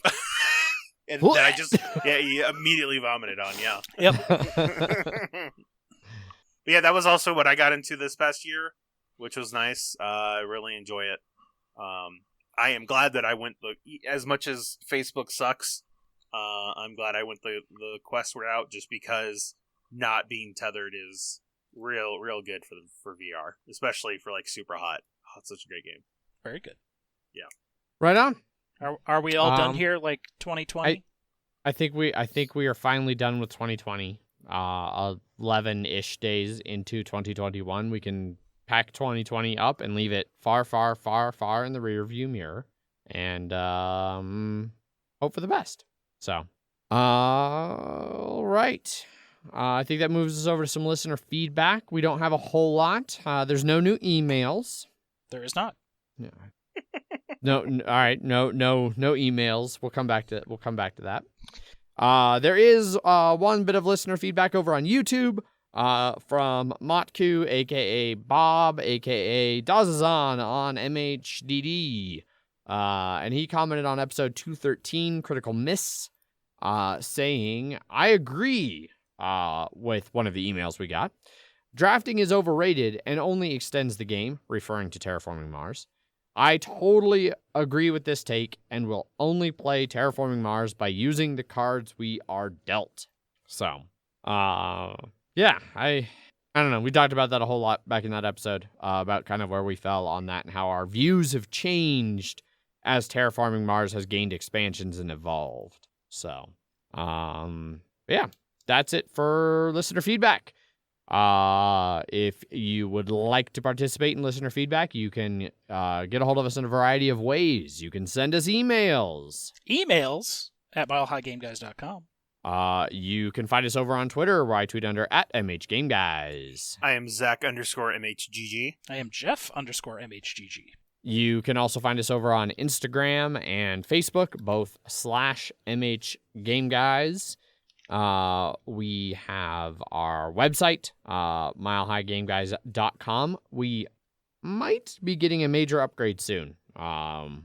There's discussions happening there where we might actually just have somebody who's professional-ish do that for us, since we are incapable of doing it ourselves.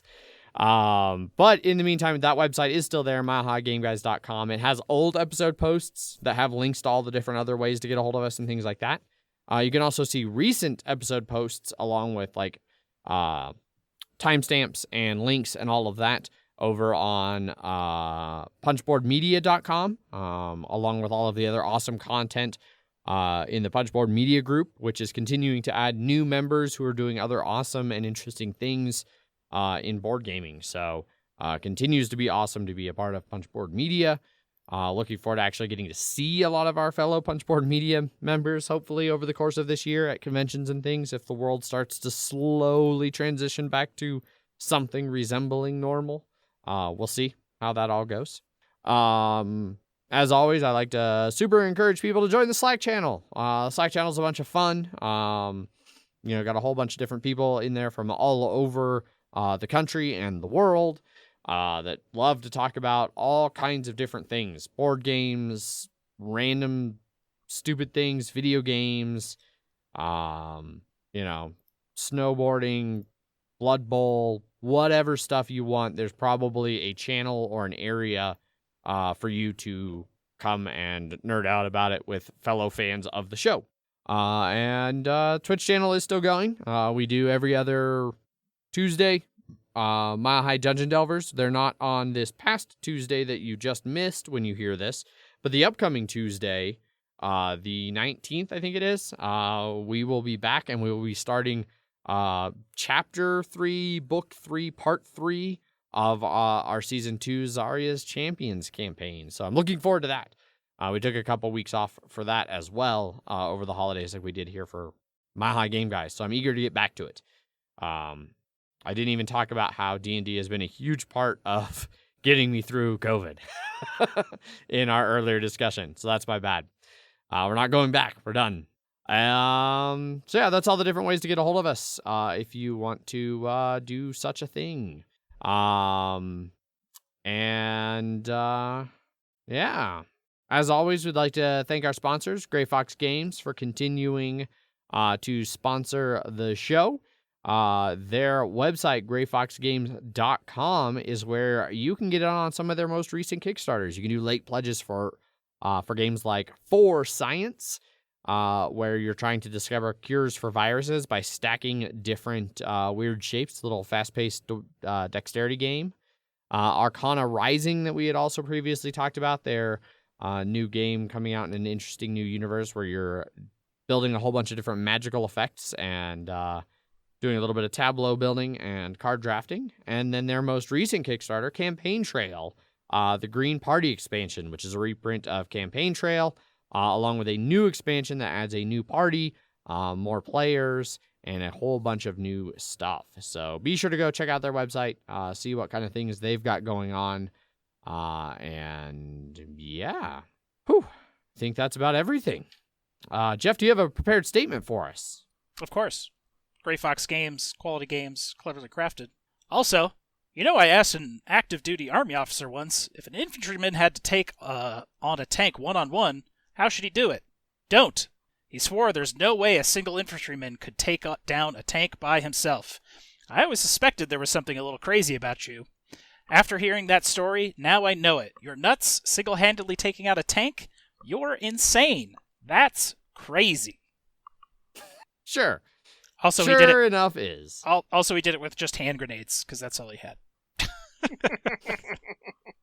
mean, I feel like a single infantry person against a single tank is possible. Yeah, sure. Depending on what kind of gear he's got. I guess. If he's got a bunch of grenades, maybe he can find a way to blow it up. Yeah, well, he sure did. If you can get close, too. Yeah. Who knows? And also, bullets that's it for... don't immediately kill you. That helps, too. Having a life bar. Having a life bar, I'm sure, would help immensely. That's it. That's the show. That's the first episode of 2021 with a look back at 2020. So hopefully you've enjoyed the episode, and we will be back next week with another episode and hopefully some cool new news and Kickstarter and things like that. So thanks everybody for listening. We all made it out of 2020. Hopefully the new year is awesome and gets continually better from this point on. Improvement all the way. It already started pretty low. Yeah. Nowhere to go but up? Maybe. As always, I have been your host, Adrian. I am still Zach. And I'm 21st Century Digital Jeff. Bye. Bye. Bye.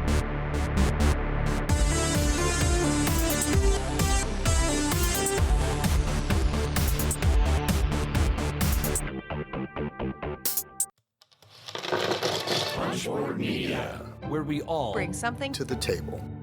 pull up a chair at punchboardmedia.com.